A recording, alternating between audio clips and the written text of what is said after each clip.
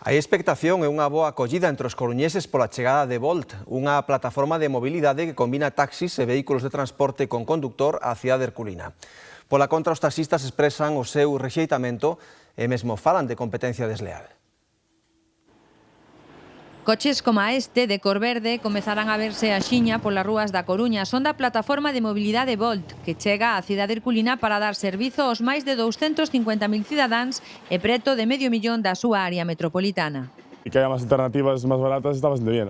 Pareceme ben, porque ademais ahora chamas un taxi e a veces tens que estar media hora esperando. Si tes prisa para ir a un sitio, hai que estar esperando. Últimamente teño que usar moitos taxis e non hai taxis. Esta mañán estive máis de media hora esperando por un taxi, non sei se isto ven resolver. Na rúa celebran tamén que Volt aterra na cidade cunha frota 100% eléctrica. Se pode evitar o tema da contaminación e todo isto, eu, vamos, encantada.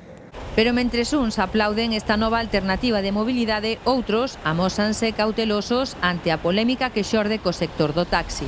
Para min, como usuaria, parece unha cousa super práctica. Os taxistas, obviamente, teñen que mirar do seu bolsillo tamén para manter a súa familia, iso é obvio. De cara aos cidadáns é beneficiosa, de cara aos outros profesionais, aí xa non podo opinar.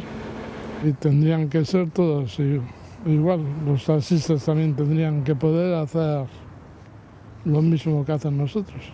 Está previsto que o servizo de Volt na Coruña combine taxis locais e vehículos de transporte con condutor dispoñibles a través da súa aplicación con reserva inmediata. E isto amola aos taxistas que acolleron a chegada da plataforma con sorpresa. Sorpresa porque, en primeiro lugar, chegaron cun anuncio de que había taxis que se iban a incorporar a súa xestión.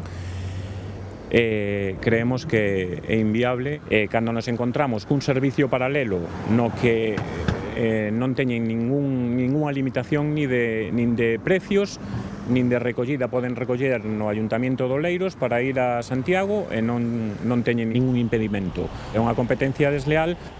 Porén, polo momento, na Coruña, o funcionamento destas plataformas de mobilidade non está recollido na ordenanza municipal.